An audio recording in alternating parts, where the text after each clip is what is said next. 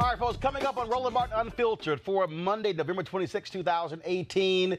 Tomorrow is the big day in Mississippi where voters go to the polls to choose between Mike Espy as well as Confederate lover Senator Cindy Hyde Smith. She's losing more money, this time from Major League Baseball. We'll break down exactly the state of the race and talk to the campaign manager for Mike Espy right here on Roland Martin Unfiltered.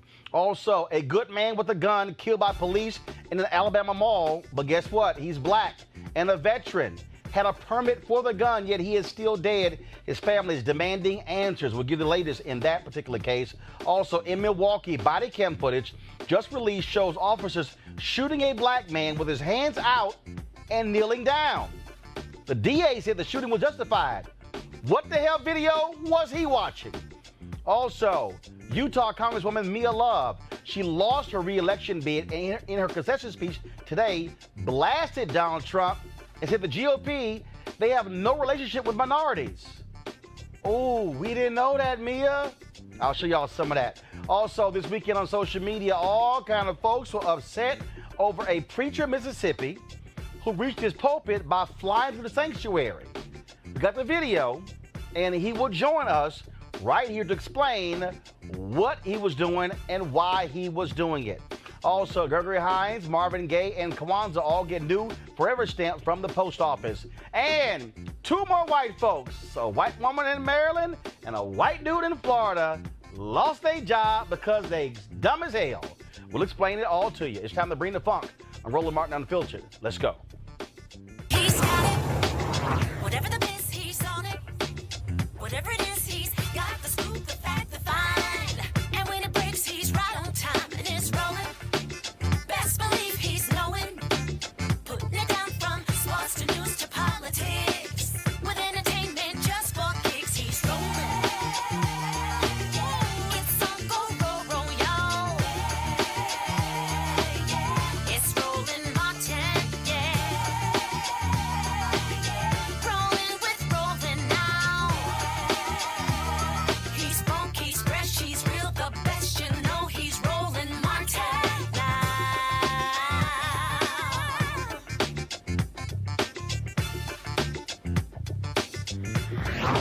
Martin. All right, y'all. Big day tomorrow in Mississippi as voters go to the polls for the runoff between Republican Senator Cindy Hyde-Smith and her challenger, Secretary of Agriculture, the former Secretary, Mike Espy. It has been, of course, a long slog since November 6th when the two were the top two vote getters in Mississippi. They are trying to, of course, fill the vacant seat from Thad Cochran. He retired due to health reasons, and the governor appointed Cindy Hyde-Smith to the position. But, man, she's had a difficult time. Right now, she's at a campaign rally with the Orange One in Mississippi. Guys, you can take some of that live if you want to. And so, again, Trump right now is speaking. You know, no idea what he's talking about, but who cares? Y'all can come back to me. But the bottom line is, of course, he's down there lying as usual. So what is happening, folks, is this here. If Espy is able to win, he becomes the first African-American since Reconstruction to represent Mississippi in the United States Senate. But you have Cindy Hyde-Smith, of course, in a very conservative state. She's appealing to as many rabid Confederates as possible. And so this is a woman who has made a comment talking about she would more than welcome to be sitting on the front row at a public hanging along with a guy who endorsed her for the position. She also posed with a Confederate hat and a musket saying, quote, Mississippi history at its best. Yeah, not for black people. She also joked about voter suppression at liberal colleges. This is also the same woman who went to a segregation academy as a child and sent her own daughter to the nearly all-white private school. And those schools, of course, were created so white folks would not have to send their kids to public schools with black people. She also sponsored legislation to name a section of the highway after Jefferson Davis, of course, the greatest traitor in American history, the guy who was the president of the Confederacy and somebody who Mississippi just really loves. She also pushed a resolution praising Confederate soldiers' effort to, quote, defend his homeland. Really. And she was a Democrat until the first black president came along, and she quickly said, oh, no, I'm now a Republican. And so here's the deal, folks. She also refuses to answer questions about this. Thank you, guys. Senator, can I ask you, why not speak to us about the issue of race here? It's an issue on voters' minds. Why not speak about the issue of race? People are really interested in the issue. And there's a lot of people that we've talked to across this state that are concerned about your remarks and what you were apologizing for. Senator, why not speak to this issue? Your comments offended a great number of people, Senator. No, you haven't. I'm wondering, though, what is it that you were apologizing for? Senator, how does Mississippi move forward from this to Brookhaven Academy and Central Public? Senator, you stood inside of Jefferson Davis's house, and you said that this is Mississippi history at its best. Senator, what did you mean by that? Standing inside of Jefferson Davis's house and saying that Mississippi has... Senator, this is a third of your electorate is African American.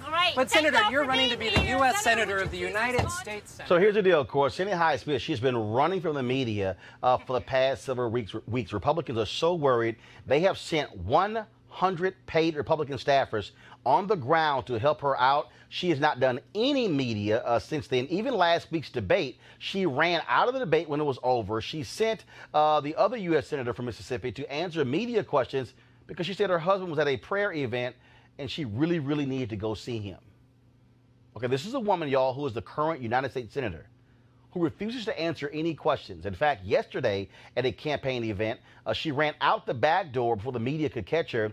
Then, of course, her bus broke down on the side of the highway while they were going to another campaign event. Talk about crazy. She's also catching lots of flack because corporations who have been donating to her campaign, they have been caught in a major kerfuffle. And as a result, they're pulling their money. Here are all the corporations that have pulled their money from her. Walmart, Pfizer, Aetna, Amgen, Boston Scientific, Leidos, AT&T, Union Pacific. But Major League Baseball is a new one. Ernst & Young also pulled their money. Major League Baseball, their PAC gave the money on Saturday. Well, guess what? They caught loads of hell from social media within 12 hours. They said, can we get our money back, please? Now, I don't know what the hell the lobbyist was doing, why he wasn't paying attention over the last week, because everybody else was pulling their money as a result of her public hanging comment. Now, Mike Espy, he has been focused on the issues, traveling all across the state to deal with what's going on. And he, of course, in his closing ad, talks about the business angle as it relates to her comment, how it impacts Mississippi. How embarrassing is Cindy Hyde-Smith? Walmart said Hyde-Smith's recent comments clearly do not reflect the values of our company. Now AT&T, Union Pacific, and other Fortune 500 companies, company after company, has rejected her divisive words. We've worked hard to overcome the stereotypes that hurt our economy and cost us jobs. Her words should not reflect Mississippi's values either. Cindy Hyde-Smith, so embarrassing, she'd be a disaster for Mississippi. I'm Mike Espy, and I approve this message. All right, folks. Now, Megan Malone, one of the founders of Republican Women for Progress, Never Trumpers, who recruit female GOP candidates. Whoa, this is what she said about Cindy Hyde-Smith. Words matter, and Hyde-Smith showed she's unfit to represent Mississippi in the Senate. I'm not saying you have to vote for Mike Espy, but I am saying that if you love our state and want to see it represented as best as it can, you should not vote for Cindy Hyde-Smith. Wow. That's quite interesting. Guys, do me a favor. This morning, of course, I caught up with Mike Espy on the Tom Joyner Morning Show. Let's see if we can take some of that right now. To vote absentee by Saturday, but of course the election is tomorrow all across Mississippi. Our guest is Secretary Mike Espy. He joins us right now. Doc, how you doing? Hey, Roland. How you doing, brother? I'm doing good, First of all, before we get to, of course, you crisscrossing the state, more bad news for your opponent, whatchamacallit, Cindy Hyde-Smith. More companies are pulling money from her. The latest, Major League Baseball, their political action committee, donated $5,000 to her campaign. But once that word went out across social media, folks were blowing them up, and then they rescinded that yesterday, saying, please send our money back. And you also had several other companies that also did not agree with her public hanging comment. Right. And she has been running away from everybody, will not talk to any media, ran out the back door of an event yesterday. Then her bus broke down as she was traveling across. It's like you got her scared. You got Cindy Hyde-Smith shook. On the run. And man, they have sent 100 paid Republican staffers from Washington to come down here to salvage that campaign. We were yesterday in the same city. I had a rally. I had a press conference after my rally. Her rally was closed, and she left after the rally. And you couldn't have two different scenarios. Wow. And so, I mean, look, obviously, Republicans are very scared. They have not put this much energy into. All right, again, I just want to give you some of that. Right now, joining us is Alita Fitzgerald. She's the campaign manager for Mike Espy. Alita, how you doing? Doing fine, Roland. Thanks. Of course, it's been a big weekend. You've had a lot of people, of course, who were voting absentee. I was seeing the photos and the videos, and there were long lines all over the place. And some even said that records were broken. Your assessment of this weekend, and explain to people who don't know about Mississippi politics exactly who could vote absentee, because everybody couldn't, correct? No, everybody couldn't. Absentee voting is probably the closest thing we have to early voting in other states. People who vote absentee are many times the aged, disabled, people who have to work on election day, students who are leaving school and going home for the holidays. So it was a general rule that if you're not available to go to the poll and vote on Tuesday, you can vote absentee, but you have to have a reason for doing so. And again, there were a number of people who were voting on Tuesday. The campaign was really focused on canvassing all across the state. Yes, you're right. Roland, this campaign is on fire. People have just embraced the campaign. They're actually carrying the campaign. We had mass canvassers showing up in record numbers. Materials that we were planning to distribute over the weekend got used up in 2 days. We've got all kinds of things working on our behalf. We have an analytical field team. We have a political field team. We have phone banking and texting. And we have people on the street who are just fired up. As I said to you, I think earlier, Mike Espy has become the vessel for what people are feeling in this state. And it's time for us in Mississippi and us across the country to say, you know, when enough is enough. And obviously, when you look at the critical issues, healthcare is one of those issues. When you talk about the issue of pre-existing conditions and, of course, student loan debt, those are things that really jump out that he has been focused on while she has been having to deal with the issue of race that have been tumbling out of her mouth. Well, you know, Maya Angelou says that when people tell you who they are, you should believe them. And what you see is not someone who would put the interest of Mississippians first, regardless of race, regardless of creed, regardless of sexual orientation, whether you're healthy or not, whether you're working for low-income wages or not. We have farmers that are starting to speak out now because of the concern they have over their own incomes and tariffs and world trade issues. So we have young people who we're looking at every day and wondering if this is a state that they would want to raise their families in and if there are opportunities here for them. So Mike has been steadfast in running a campaign to represent all Mississippians and to take care of folks who need help and folks who are sick and folks who are the least of these. So that message is resonating. You know, we know that Mississippi is Mississippi, but we have faith that many young people and others don't like what they hear from the other side, don't like what they hear from the administration, and we're ready to move on. This is 2018. Some of the stuff that's happening down here is like people are stuck in a time bubble. But we are working hard. We are buoyed by what's going on out in our communities, and we'll keep our head down through tomorrow evening and be victorious. Alita, when I talked to Mike this morning, the Tom Joyner Morning Show, he said, look, he has to get a mammoth turnout of African Americans in order to win this. And so when you look at the numbers, again, when you look at the number of black people in that state who are registered, but also the number of poor folks, the number of people who are white, who are being hurt by economic policies on the Republicans.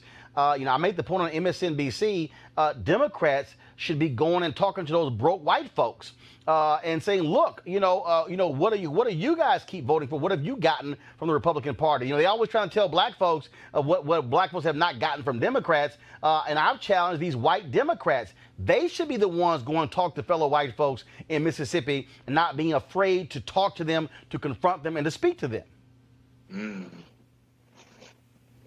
A lot of times people are fearful of the other, of any kind, and the more we can make immigration a booger bear, and the more we talk about folks who are in the majority becoming the minority. That kind of messaging trumps even folks' best interest and standing up for their own best interest. But Mike has run a campaign where he has tried to speak clearly about those issues, speak to opportunities for everybody, make sure that everybody has access to health care, regardless of who they are. And we have steered clear of the divisiveness because there's nothing to be gained in that. So I think you're absolutely right. The more we stay on message, the more we talk to people about the things that affect them and help them to understand that we're not your problem. Your problem is sitting in this administration. So as much as we can keep that message going forward, it is our hope that eventually people will come out and vote and stand up for their own best interests. It's 50th in so many things. And we won't move from that until all of us come together to fight for what's right. All right, Alita, now also, polls open what time tomorrow and what time do they close? Polls open at 7 a.m. and they close at 7 p.m. But if it's like what happened on November 6th, they probably won't close for a long time after that. Because if you're in line at 7 p.m., you can vote. And no one should be turned away from the poll if they are in line at 7 p.m. So you stay there until you're able to vote. All right, then. We've been making this point. We've been pushing this up on social media all weekend. If you got family members, if you got friends, church members, fraternity brothers, sorority sisters, people who live in Mississippi, call them, text them, and tell them you want to see them posting images with saying, I have voted. Folks cannot be sitting on the sidelines because, again, I had a video, and I'm trying to get it in a second, where Reverend Barber was there last week, and he talked about in the last midterm election, Thad Cochran won by just 125,000 votes. 1.6 million Mississippians didn't even bother to vote in the last midterm race for U.S. Senate. And so the reality is this is a winnable race by Mike Espy, but black folks definitely got to get out there and vote. He has no shot if they don't. This is the most critical time in our history, Roland, in our recent history. People have got to come out. They've got to come out. We have to stand up, not only for Mississippians, but for folks all across this country. It is time to stop this madness and get ourselves recalibrated to what government is all about and have representation that is meaningful. And, there would be absolutely no question about this race, but that if Mike Espy were white, there would be no question about this race, about who would be the better candidate. So we have to stand up for ourselves and stand up for what is right. So we encourage everybody across this country to support this campaign in any way possible. And you're absolutely right. Call your family. Most everybody comes out of Mississippi, you know. Well, yeah, whenever you meet people and they say, I'm from Chicago, I'm like, no, where your people from? Yeah. Where your people from? Right. And then, somewhere you're going to find your roots back here. That is it. Alita Fitzgerald, I appreciate it. Thanks a lot. Thank you, Roland. All right, thank you very much. Also, people, we talked about the closing ad. This is what Mike Espy dropped yesterday as well. Guys, go to my iPad, please. Chance, I brought people together. Ronald Reagan signed the first bill I wrote on infrastructure and jobs. I rose above party and supported a Republican governor because after Katrina, it was the right thing to do. Today, the crisis is the division in Washington. So I'm asking you for another chance. Give me 2 years, and I'll work to find common ground and bring us together again. I'm Mike Espy, and I approve this message. All right, folks, want to bring my panel right now. Michael Brown, former Vice Chair, DNC Finance Committee. Lauren Victoria Burke, writer, National Newspaper Publishers Association. Eugene Craig III, CEO, Eugene Craig Organization. Michael, I want to go with you. And I made that point on MSNBC, and I said it. Democrats have got to stop being scared of white folks in the South. There's this whole idea, well, look, you know what? We just can't compete in Mississippi, can't compete in Alabama. It's just too red. And again, I think the likes of Elizabeth Warren or Bernie Sanders, they got to go to white folks and look them in the eye and say, y'all broke. You're sick as hell, and you got no jobs. Your education is bad. And so take one of Trump's lines. What the hell you got to lose? Absolutely, and frankly, and kudos to Ms. Fitzgerald. She clearly is doing a wonderful job down there, and good luck to her. But also take a page out of Barack Obama's book. Clearly, it wasn't just black folks that got him elected. He had to go up into Appalachia. He had to go into the southwestern United States. He had to go down south. And when we're looking at some of the numbers earlier, Roland, yes, we're going to need unbelievable turnout with African Americans. Needs about 22%, clearly north of 22% of the white vote would be outstanding, but he has to get probably a minimum of 22% he said, of the white vote. Mike Espy this morning, Lauren, said about 25% of the white vote. He said he's going to have to get, it's going to have to be, look, 88, 90% of the black vote as well. Before I go to you, Lauren, I want to play this here. So Reverend William Barber was, of course, in Jackson, Mississippi last week.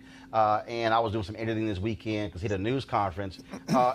People should hear these numbers to understand, again, the potential for being able to reach out to folks. Of course, we went to Alabama, we went to Mississippi last week with the folks with Be Woke Vote. And so this is what we put together. In Mississippi, 52% of all Mississippians are poor. That's right. 1.5 million people. Poverty is a moral issue in this state. 59% of all children in Mississippi are poor. That's 437,000 children. 53% of all women in Mississippi are poor. That's 816,000 people. 67% of people of color are poor. That's 843,000 people. 43% of white people are poor. That's 668,000 people. The poor in this state hold the power. Yeah, that's right. That's right. And the poor are going to have to speak up.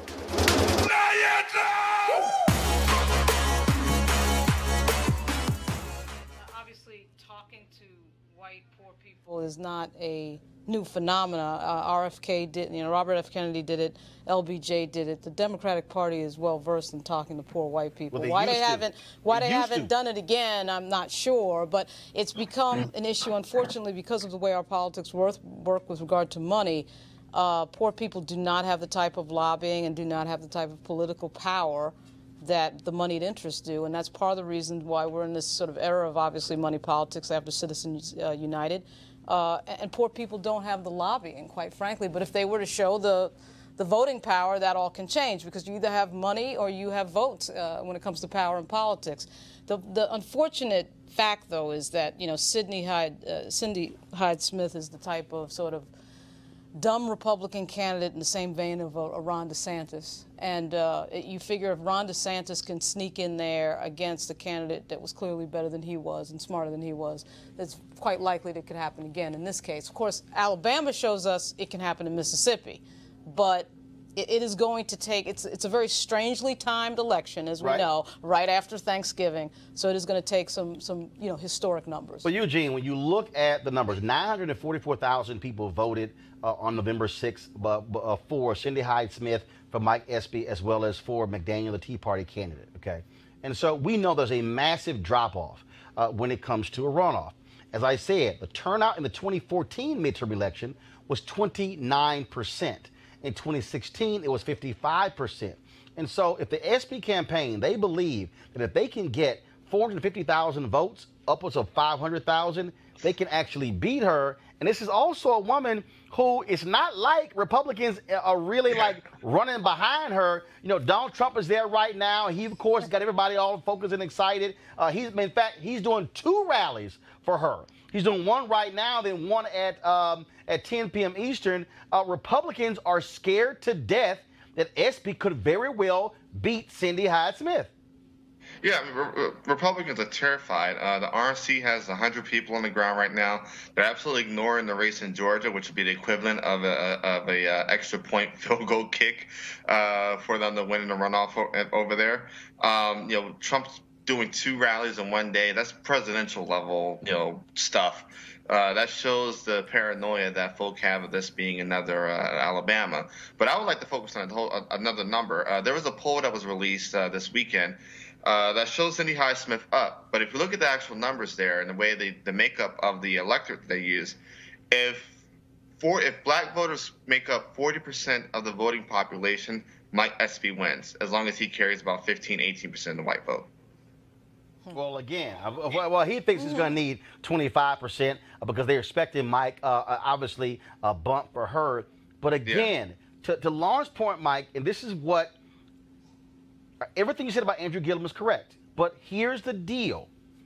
Black folks can't sit at home. The reason Andrew Gillum is not the governor today is because Miami-Dade, where he was banking on massive turnout, came in at about 54%, where you had these largely white counties were 65, 68, 70.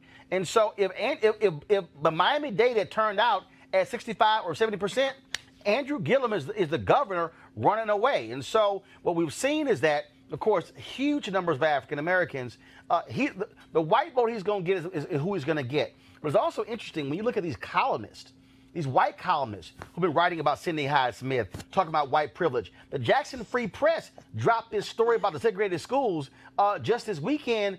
Look, they could have written that story in the last 6 months.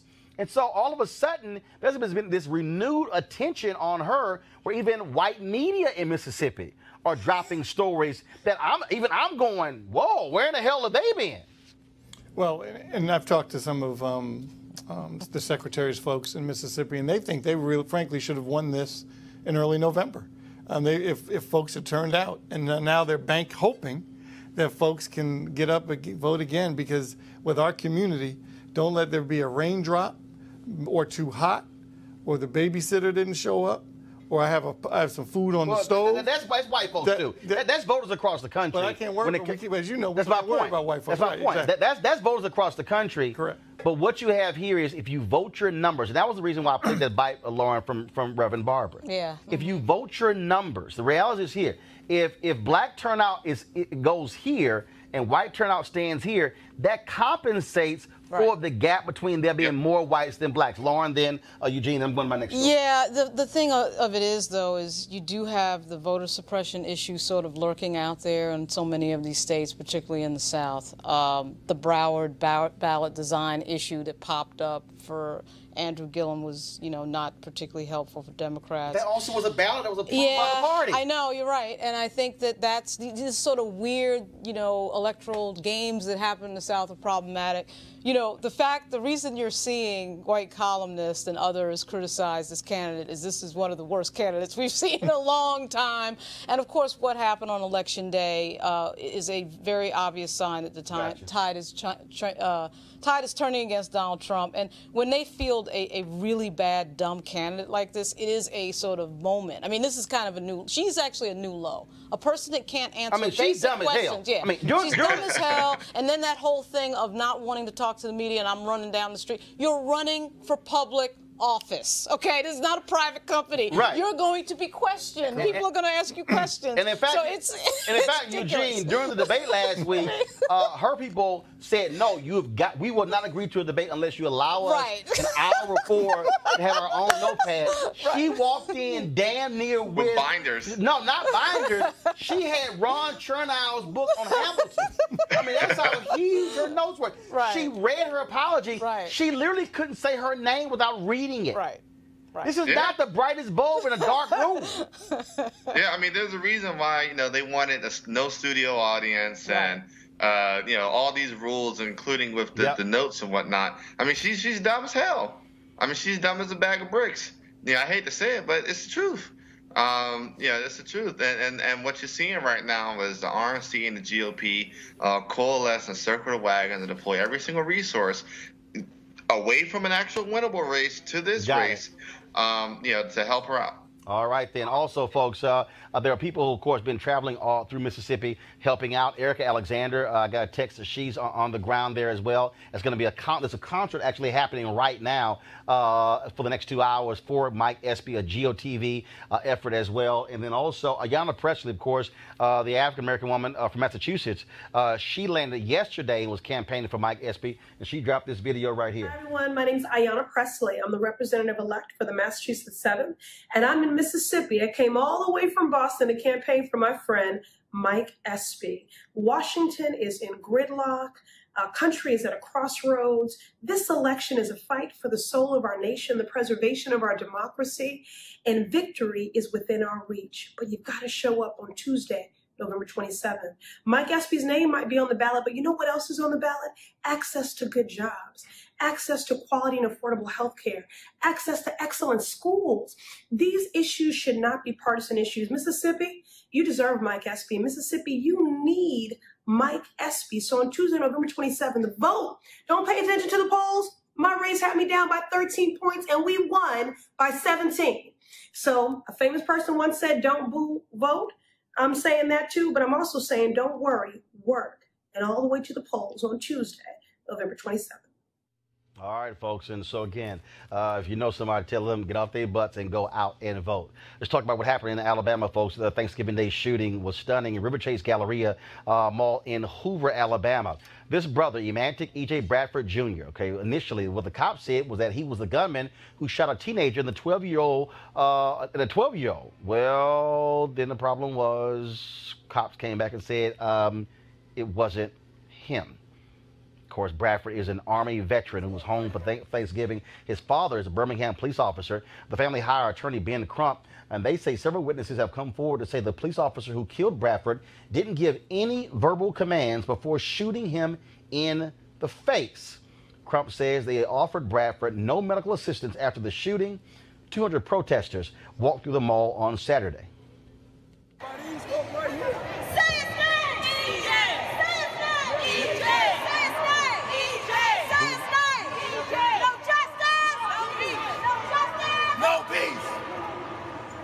Of course, the family is asking for the release of all mall security and body cam video. In about 30 minutes, there's going to be another protest. And joining us right now is Tez Files, a Black Lives Matter activist in Birmingham. Tez, how you doing? Hey, how are you, Roland? We've been, of course, following this story. I mean, it is stunning. And we've heard the police have said that Bradford's gun was drawn and he was running away. All of that. Do we even know if the officers had body cams? The officers have not stated whether their body cams were on at the time, but they have said that they've turned over all footage and all evidence to the Alabama law enforcement agency, ALEA. Again, a busy mall, and they said that he was initially the shooter, which means that he's not, which means that the actual shooter is still at large. On the loose. Mm-hmm. Is there any sort of code red by cops? Are they even worried? Are they scouring the city to find the person who shot two people in a mall? It doesn't seem like it on our end, Roland. It seems as if this is being swept under the rug. It seems they released an apology earlier today that still blamed EJ for his own death, and then came back an hour later and tried to apologize for the apology. And so it seems on our end that there is no remorse for what they did to this young man. It seems on our end as if there is them trying to evade responsibility. And so that's what we feel on the ground. E.J. Bradford, he was serving in the Army. He was a veteran. His dad is a Birmingham police officer. Surely his dad has to be stunned being a police officer himself. Absolutely. The family had a press conference yesterday with their lawyer, as you mentioned, Mr. Crump, and his father, who's a veteran officer, was a police officer for at least 20 years, I believe. His father said, he doesn't feel like they followed protocol. He doesn't feel like justice was served, and he's upset. He's pissed, and rightfully so. The entire family is hurting. Our community is hurting. And we're just trying to make sense of a situation. And because before they even had full information, they released a story that made it look like the police were cowboys who came in and saved the day and killed a shooter. And then once they realized, a shooter is still on the loose, we have to tell the public the truth. And this really came as a result of a lot of regular Black folks with their Instagrams and their Facebook Lives who had evidence themselves. And they said, right after the police said that they had shot the shooter, people on Facebook and on Instagram were saying that they lied. They told us the minute they said that narrative, people on the ground said that they lied. And so the truth came as a result of regular folks on the ground doing their own investigation and not allowing the police to control the narrative. Tez, you guys are going to be having a protest starting at 7 p.m. Eastern. Where is it taking place? It's going to be at the Hoover Police Station. Hoover PD is the police department that shot and killed EJ. And so the protest is in a little bit, and that's where I'm headed to now, Roland. And it's at the Hoover Police Station, 100 Municipal Lane in Hoover, Alabama. All right, then. Well, Tez, we certainly appreciate you joining us and certainly keep us up to date on what's happening there in the Birmingham area. Thanks a lot. Absolutely. Thank you so much, Roland. Folks, stunning story out of Minnesota where Jerry Smith Jr. was shot by cops in August. Chief Deputy District Attorney Kent Laverne concluded in June that the officers were justified in using deadly force. They believe Smith was armed or was reaching for a gun behind an air conditioning unit on the roof. Of course, no gun was ever found. Now, Smith, who had no criminal record, was not charged with any crime. He now has lost the use of one of his legs. Now, here's the issue. Body cam footage has now been released. Now, remember, one officer says that he doesn't have a gun. The victim, Jerry Smith Jr., shows his hands, but the cops shoot anyway. Watch this video. He doesn't have a gun in his hand, but he was hiding behind an AC unit. Turn around! Turn around! Get down!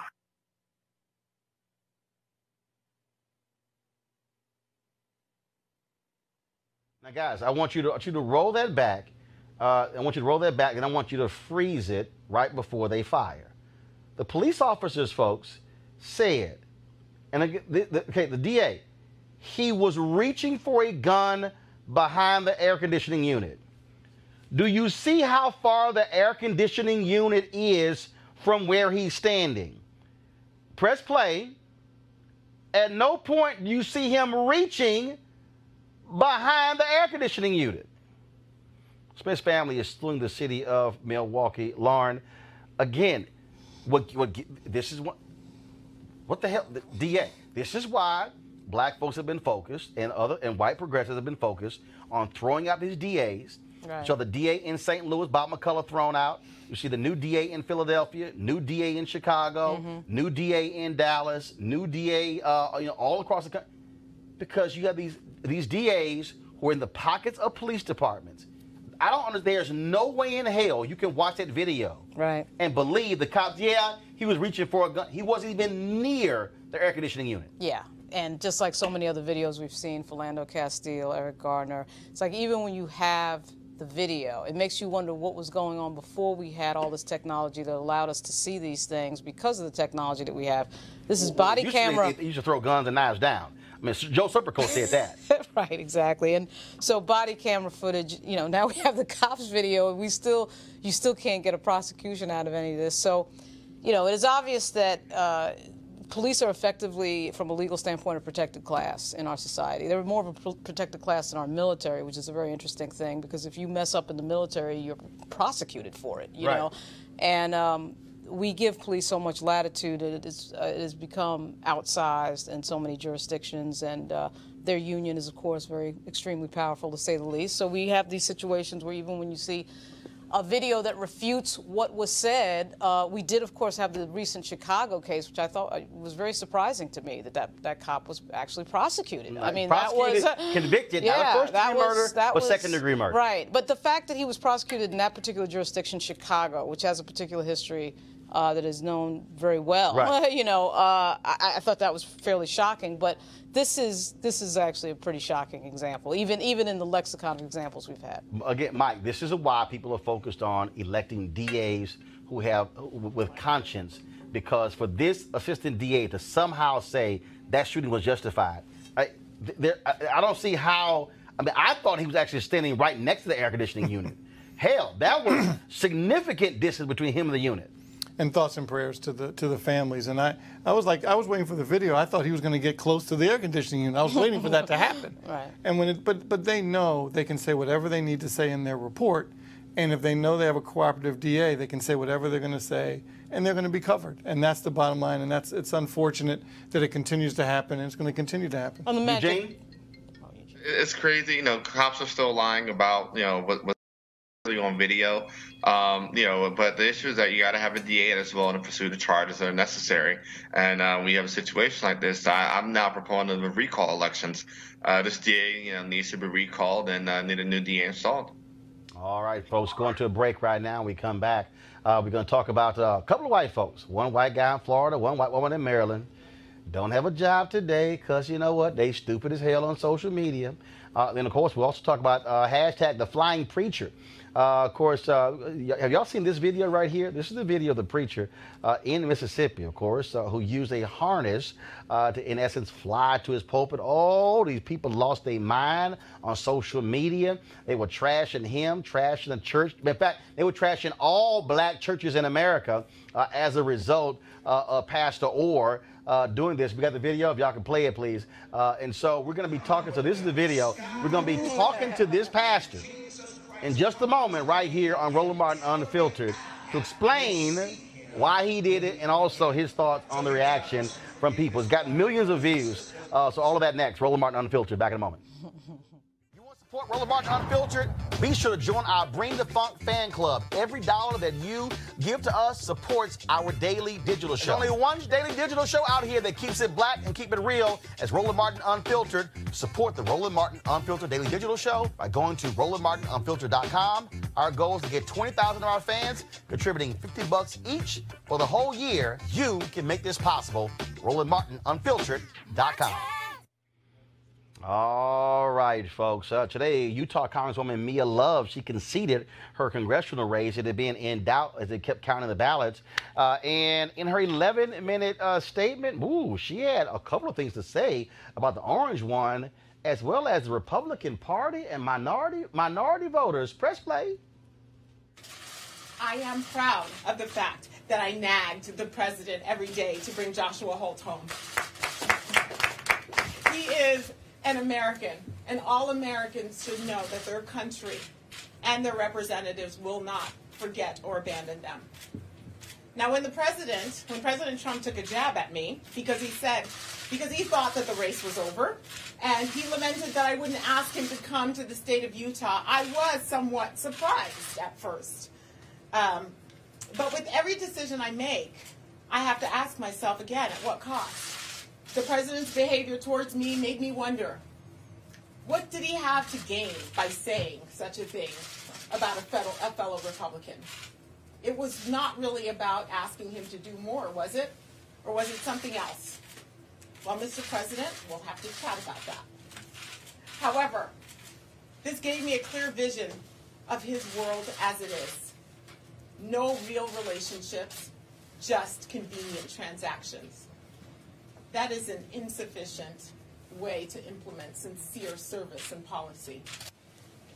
This election experience and these comments shines a spotlight on the problems Washington politicians have with minorities and black Americans. It's transactional. It's not personal. You see, we feel like politicians claim they know what's best for us from a safe distance, yet they're never willing to take us home. Because Republicans never take minority communities into their home and citizens into their homes and into their hearts, they stay with Democrats and bureaucrats in Washington because they do take them home, or at least make them feel like they have a home.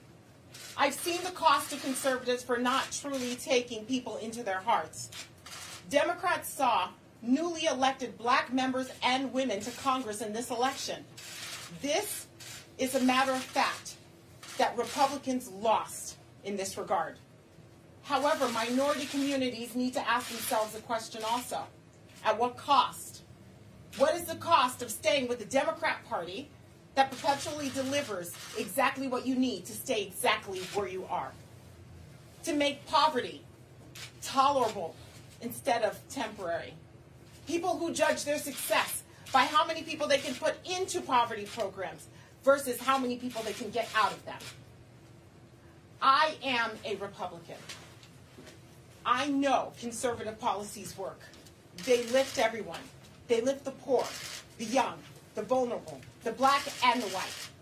Our conservative policies save our young and unborn children. When the pundits tell us that we're out of luck, the deck is stacked against us, we say no, no way, not in this country. Because under conservative policies, the deck is not stacked against us, and we all have a chance. Conservative policies make it so that no one in this country is predestined to be poor. I know because I've lived them. I've put them into action. I've promoted them throughout our state and across the country. The problem is not the policy. It is that we are never taken into hearts and into homes. All right, Eugene Craig, I want to go to you. You're a Republican on our panel today. Did Mia Love just realize because she lost the Republicans have not been reaching out to black and other people of color? No, that's complete bullshit. She just spent the last 4 years not reaching out to people of color herself and has spent many times just running from people of color. You know, she ran from being branded as a quote-unquote black Republican. So as I said earlier today on Twitter, I said this is a very rich time for Mia to redefine and, you know, rediscover her blackness. And then to, you know, discover that this president, you know, may just not like black people. You know, but it's an interesting hot take. I mean, I think it's, you know, for her to go and come out swinging the way she did, as you know, to tend to be the trend when people lose re-election and now quote unquote free to say what they really think. I mean, it's crazy. I think it's baffling. I mean, you know, if Mia was on the show right now, I asked her, hey, what was the last black Republican candidate you supported? When was the last time you stepped into a black community and reached your hand out and actually listened to what black communities wanted? You know, I mean, you cannot come in and take a swipe at the party for doing the same exact thing that you did and then take a swipe at black people for not wanting to engage the party. That's bullshit. And she doesn't represent black people, so for her, that is a very complicated question. She represents, you know, a district in Utah. Right. But even a more, district in Utah. She's a woman of Haitian descent. But again, to stand up there and to blast the party, you're blasting Trump, but then I was confused because on one hand she says Republicans, it's been transactional, it's not relational, but then she said, well, black people have got to ask themselves, you know, why they were Democrats. Well, you just answered the question. See, I don't understand why this is so hard for black Republicans. Well, if you ignore black people, it's obvious I'm only going to get attention from the person who's not ignoring me. Yeah, but the problem with this is that the reason that she's special within the Republican Party is because she's a rarity. She's a black Republican. She knows that that's what made her special. Her and Tim Scott know that that's what makes them special and gets them attention and gets them somehow positioned at every press conference right over the shoulder of the speaker. They know that. What's so weird about this, I'm sure Eugene knows this as well, is that she just spent the last 2 years avoiding criticizing Donald Trump. She didn't show up at the convention in Cleveland because she didn't want to get out there and actually speak her mind, so she said absolutely nothing, and Tim Scott did the same thing. They steadfastly avoid any conversation about race and Donald Trump because they know what this is and they don't want to actually have to speak it out loud. And now all of a sudden she finds herself. The minute she loses, I got to read this. I got to read this, Mike. Quote, I tweeted this, y'all can pull it up. Quote, now I'm unleashed, untethered, and unshackled. And I can say exactly what is on my mind. But she could have done that in office. I'm trying to figure out. I think she even had more authority to do it while in office. Wait. That's right. She was asked at the news conference, while Michael responded to Eugene, she was asked at the news conference about that. She said, well, you know, when you're an elected official, you kind of got to be careful what you say. No, you don't. And I'm sitting there going, what the heck? Michael, go ahead. I closed my eyes for a second. I was like, is that Jeff Flake? Is that Bob Corker? Because that's what they do. They have no courage when it's time to have courage, and then all of a sudden they have it. She actually probably could have gotten herself in a much stronger leadership position in the GOP if she spoke her mind. but she chose not to do that until today. Well, actually, I want to go ahead and somewhere pull this up here, if I can, because this is what bothered me as I listened to that. As I listened to that, it really bugged me. It really bugged me. Okay, and so. Let me y'all hold on. She would have been in big trouble had she spoke her mind like that. Well, I mean, it's interesting that she didn't do it. But here's the deal. Just because you represent Utah still doesn't mean that you could not have said, hey, Republican Party, talk to black people. Of course you could have done that, I want Eugene to respond to this, and then I'm going to go to Lauren. So go to my iPad, please. Here we go to my iPad. All right. This is what I tweeted. My team has been trying for 4 years to get Representative Mia Love to do a sit-down interview. She gave me her cell at last year's CBC swearing in, but never returned calls or texts. I would love to still do a one-on-one to discuss these and other issues on Roland Martin Unfiltered. Eugene, 4 years she's been there. We tried to get her on News One Now. No response. Never did. Will Hurd, Republican from Texas, came on. Now, maybe that's also because the Texas A&M Aggie, and so am I. But he came on. Congressman Bill Flores from Texas came on. Maybe that's because he's a Texas A&M graduate. I don't know. I am as well. But I had the Republican from Kansas who was real conservative. I can't remember his name. Oh, I know you're talking about. He came on the show. Yeah. The white guy from North Carolina who co-chaired the HBCU caucus. Walker. He came on the show. Yeah. But it's like, the only black Republican woman. 4 years. That's right. Senator Tim Scott. We did a whole hour special. Senator Lindsey Graham came on the show. But Mia Love, for 4 years, Eugene, never came on the only show that reached black people. But now all of a sudden, I'm Angela Davis. Eugene, go ahead. Listen, Roland, me and you probably both saw Mia the last time together. That was at the Trailblazer dinner, I believe, in maybe 2013, 2014, right after she was, maybe 15, right after she was elected.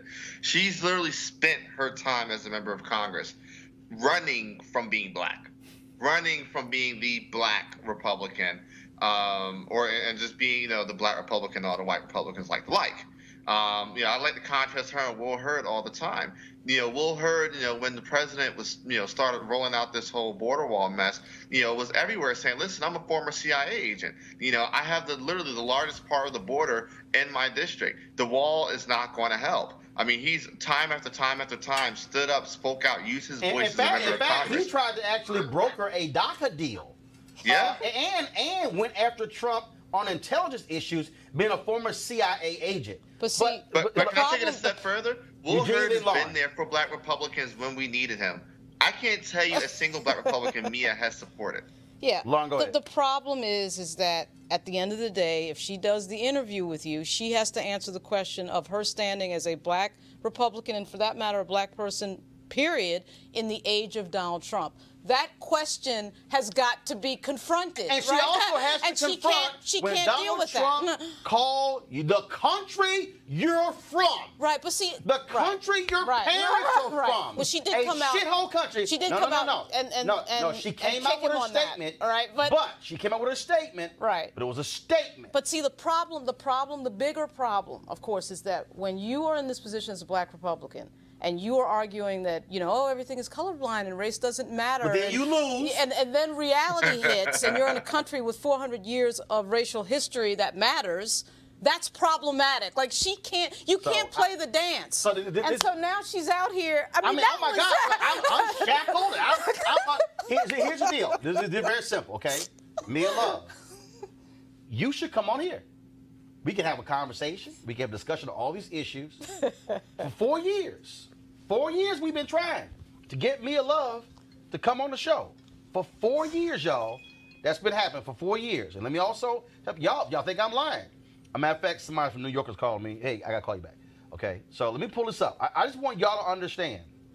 Okay, I'm going to pull this up right now. I'm not going to show a number. September 23rd, 2017. I sent her a text. No response. November 20th, 2017. I sent her a text. No response. November 13th, I sent her a text. No response. Now, I hope she gave me the right number. She gave you the right number. But guess what? I handed her my phone. But she... No. I handed her my phone. Ask yourself this question. She typed the number in. What interview has she ever done? I'm just saying. What interview has you ever seen her do? I'm more than willing to have a conversation with her. She's not going to have that conversation because that She's conversation is at the heart of the problem of being a black Republican. Here's the deal. Since she's unshackled, since she's unhinged, she can now talk black. You are more than welcome to come on the only daily digital show that talks to black people. She played the game the way he wanted her to play it, and she still lost. So that means you should do things differently and say, let me buck the system. Maybe it'll work. Maybe you should have won. Who knows? You go. And he embarrassed her when he could have actually said, she could have said something this entire time. There you go. There was nothing stopping her. All right, y'all. All right, time for our HBCU, hashtag HBCU Giving Day School. It ain't hard to figure out. I'm wearing a damn sweatshirt. Go ahead and roll it.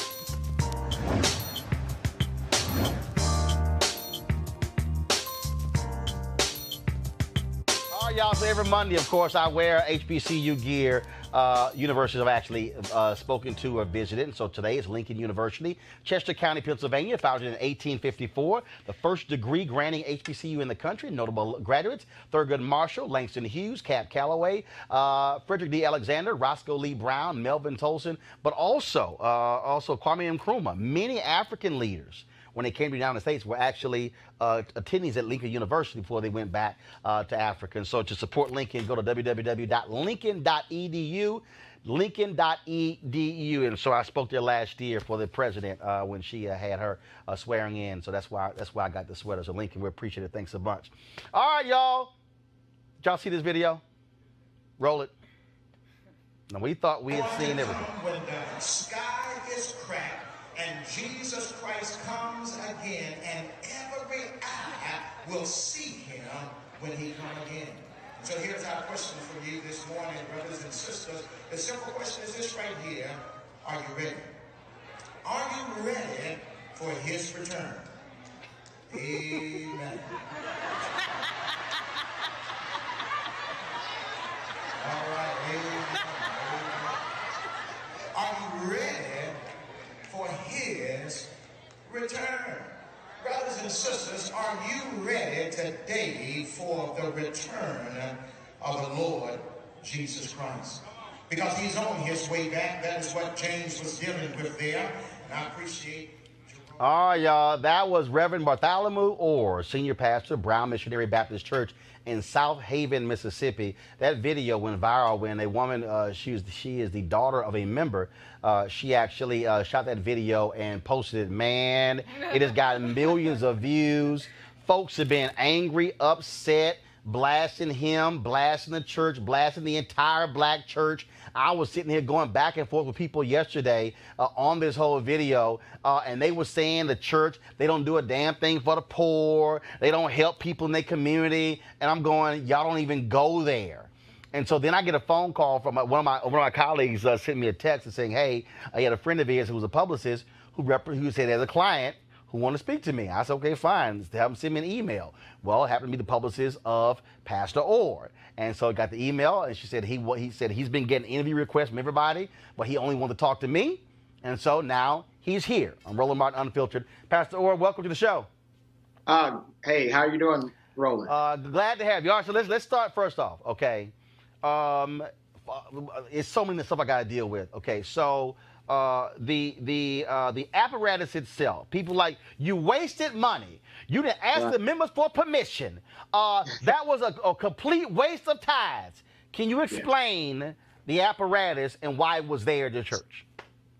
Every year we do this soulful Christmas production. It's a singing Christmas tree with drama attached to it. We've been doing it now for about 10 years. The last 4 of those years, we have had this flying apparatus in to where we fly in angels, fly in Gabriel. We flew in some drummers one year when we were talking about drumming. And so this has been something that's been used in our church for the last few years.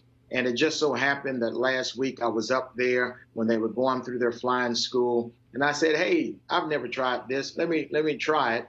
Tried it, made a video, just a comical video, because we're celebrating 136 years anniversary. Wanted to get people involved with Vision 2025. And so I said, y'all come to church, see the flying preacher this coming Sunday. But that's the flying joke, but support Vision 2025. Okay, so you sent out a notice to your members. Yes. Come see the flying preacher, and you incorporated this apparatus, and you coming in your sermon. Yes. What was the name of the sermon? The name of the sermon, Are You Ready for His Return? I'm preaching through the book of James.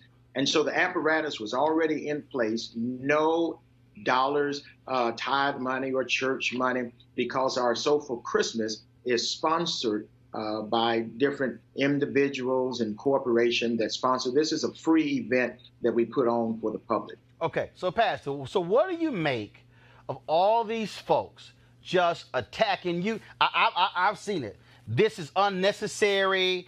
I'm paying more attention to him flying in than the word. Now, first of all, you can actually see the whole sermon on YouTube. You had somebody who read the scripture. When you came in, this was the beginning of your sermon. And for the rest of the sermon until the end, you had the apparatus that you were still strapped in, but you were behind the pulpit for about 50 minutes. Well, hopefully not that long. I know I'm a Baptist preacher. I try not to be too long. But yes, the message was going forth. One of the things that we've been promoting is digital discipleship. How can we use social media in order to get the word of Jesus Christ out? As a pastor, I've seen so many people as it relates to being unprepared, not ready, not only for the Lord's return, but even for unexpected death and sudden tragedies that happen. And so I'm preaching through the book of James. Great opportunity to grab folks' attention to, let's say, hey, are you truly ready for his return? And by the way, Roland, I'm an object preacher. I've been pastoring this church for 30 years come January. They have seen everything, you name it, they have seen it. So when you say that, I saw one video, you were dressed like a cop? Yes, dressed like a cop. This year I preached on a ladder. It was stepping up your faith, step up in faith. And so I climbed the ladder all the way up to the very top and closed my sermon at the very top. My goodness, a couple of months ago, I even had on some wigs.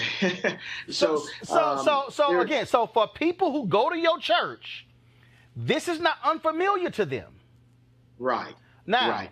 But how do you deal with this reaction, though, from all the Christians, and I say the heathens, and the people who love attacking the black church, who start assuming all kind of stuff, attacking you, attacking your ministry, saying y'all do nothing for the poor, y'all stealing money, he probably drive a Ferrari or a Bentley. I mean, it was all this sort of stuff all on social media. Well, first of all, let me just say this. We love and respect everybody and their views and so forth. Paul said in Philippians chapter 1 that if the gospel is being furthered, even if we have to take a tax, that's fine with us for the furtherance of the gospel. And the gospel has definitely been furthered. 8 million folks have at least heard the statement, Jesus is returning. Are you ready for his return? And so my people, also the church Brown, this church have grown over, it's 136 years. I've been there 30 years. The Lord have blessed us to grow from 66 to over 11,000. The church is known for the good that it does in the community as we share the gospel of Jesus Christ, but more importantly, as we spread even good deeds in the community. We tithe back into the community, our missions dollars and benevolence, over 10% of everything that comes into the church. So when you hear, again, your critics who said this was a waste, you took the focus off the word, it should be on Jesus. Also, they said you should be preaching about Jesus in love. I mean, when you hear those criticisms solely based upon seeing the video, no context, no nuance, no nothing, then what do you say? Well, somebody is going to go watch the whole video. Somebody wants to see it for themselves. And in that message, I deal with things like work while we wait. I deal with we ought to love as we live.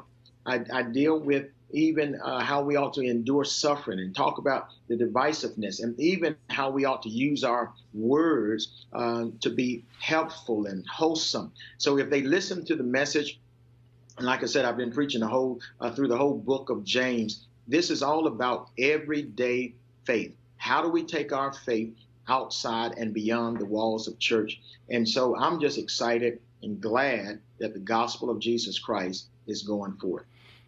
Just a couple more questions for you. Again, I was really going off on one particular person because they were really pissing me off. I'm just being straight up. I ain't got no problem saying that. God knows I'm going to cuss folks out. Now, look, my wife is ordained minister. She's been ordained going on 30 years.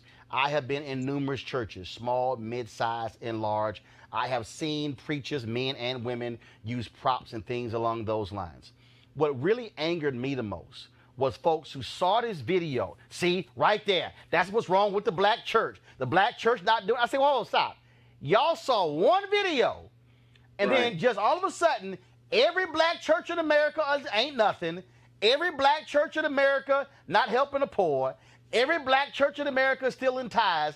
And I said, finally, I said, you know what? A bunch of y'all, you're going to find any excuse to deal with any church because you don't want to deal with your own issues when it comes to the church that you actually went to. Yes. Well, and here's the good thing. Brown is doing all of those things. So we're in the community. We're feeding the hungry. We're clothing the naked.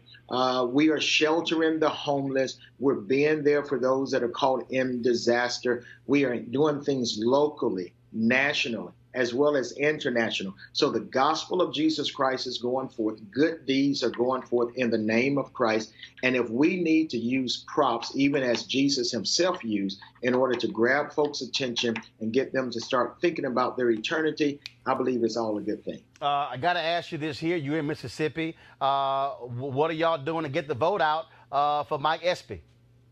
If they go to our website, we have a political action ministry.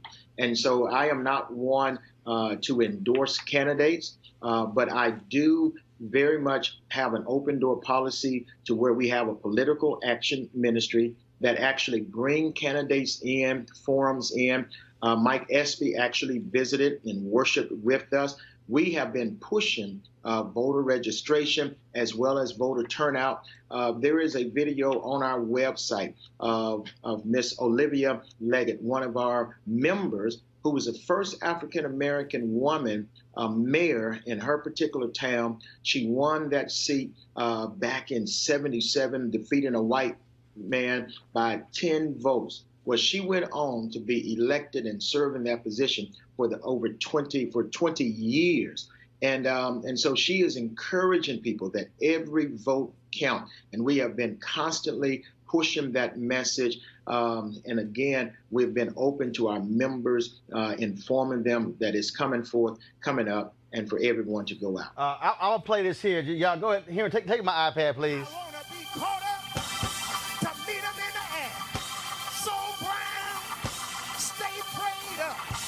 So you can be caught up. Stay dressed up so that you can be caught up. Stay fixed up so that you can be. Now, Pastor, I got to ask, while you were suspended in air, you were sitting there punching your hand. At what point were you thinking, man, I sure hope this thing is 30? I'm moving a lot. Hey, I'm glad Justin them had hooked me in securely.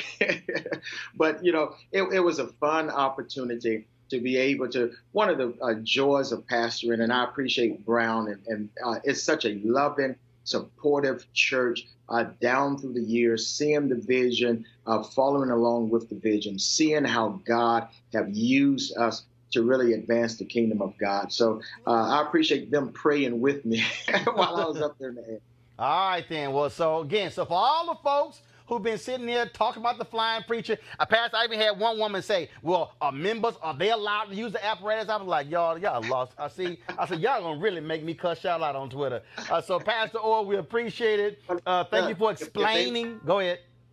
If they want to see the apparatus in use December the 5th and the 7th, they can come. I think we're flying in. We might even fly in Jesus in the apparatus. Well, are you selling tickets or is it free? It's free, open to the public. And that's what I'm saying. Everything is free because we've had great sponsors who sponsor the Soulful Christmas. And for the rest of y'all who are confused, y'all can go to Brown Missionary Baptist Church YouTube channel to actually see the full sermon. It's right there. Brown Missionary Baptist Church. Go to their YouTube channel. You can see the full sermon, and y'all can stop making stuff up about what y'all heard and what they didn't do and all that sort of nonsense. And Pastor Orr, we surely appreciate it. Thanks a lot. And Roland, thank you. All right, have a good one. Real quick, I just got to get a quick comment from my panel. Mike, go ahead. Look, all I know is nothing against my church. I'm a proud member of 19th Street Baptist. I can never imagine my pastor doing what he did, but more power to the pastor. Lauren? I thought it was cute. I thought it was a cute thing. I mean, you know, to get people to spike interest in the church, although the church seemed full, you know, which it was full probably because of him. So I thought it was cute. Eugene? Next level preaching is needed for a next level generation. Again, so let me go ahead and say this here, and so let me just break this thing down. To all y'all church haters out there, to all you church haters, let me just cut to the chase. Y'all always looking for an excuse to slam the black church, okay? I've heard all of the excuses. I've heard all the people say, this is why young folks not going. This is why people are not interested in the church. If you heard the video, the whole audience was cracking up laughing. They know they pastor. They know how he preaches. They know how he rolls. But see, all people talk about, well, that's taken away from the word. No, let's just stop it. You know doggone well, all of y'all not so holy. Because see, I recall a time where gospel people actually said the whinings. That's wrong. We can't have that kind of talk. We can't have that. We can't even have, see, a bunch of y'all go to churches right now where they got saxophones and trumpets and drum sets, and they got a whole musical section.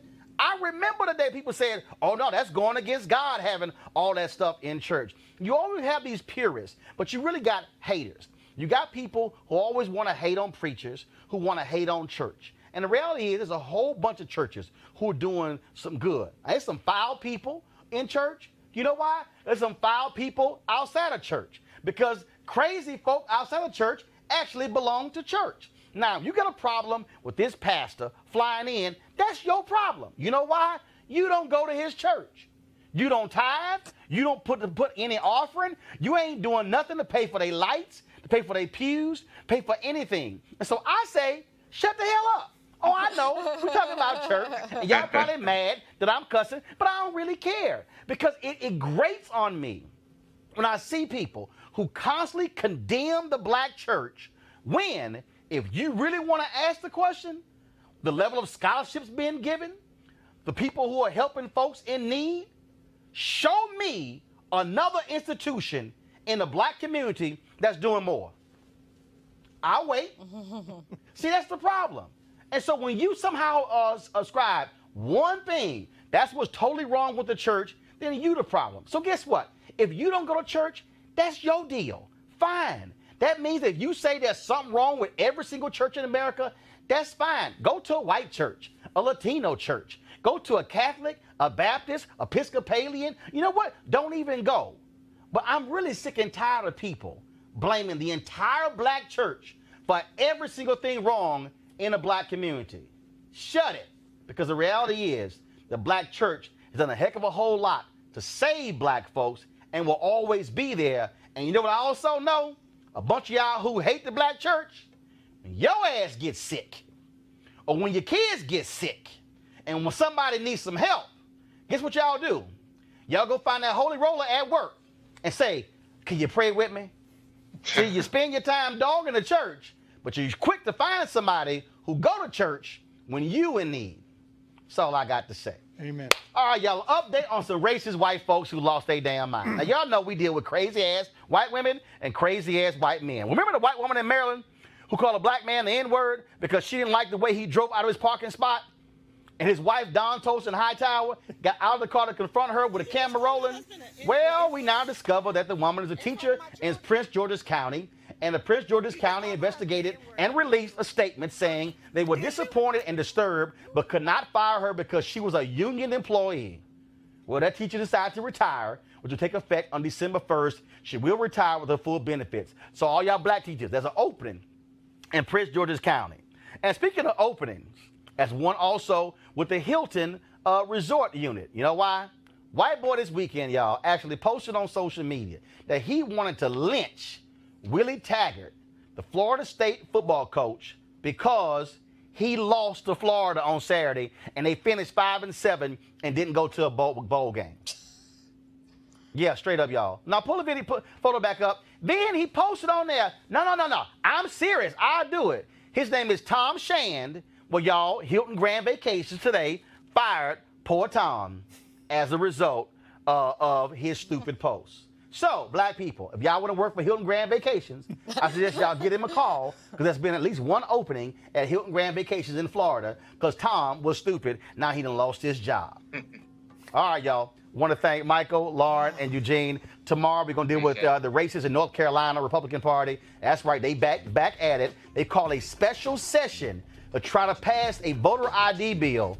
Y'all, they are worse than Mississippi and Alabama doing Jim Crow. So we're going to talk about that tomorrow show as well. And again, Mia Love, holla at a brother. I'm here. And Eugene, holla at I'm here. Eugene also sent me this here, this real quick. Apparently, Paul Manafort lied to the FBI and the special counsel and is now in breach of his plea agreement. Right. Let's see how quick that he hits that jail cell, because that ain't going to do the sentence. All I'm saying is, don't bend down, Paul. All right, y'all, you want to support Roland Martin Unfiltered, go to RolandMartinUnfiltered.com. Join our Bring the Funk fan club. We certainly would appreciate it. Your donations makes this possible. And so, again, we want you to join the fan club right now. Nobody else is bringing you these kind of stories, these kind of guests. This is how we do it. And so we look forward to having you support us. Go to RolandMartinUnfiltered.com. All right, y'all, I got to go. I will see y'all tomorrow. Mississippi, vote!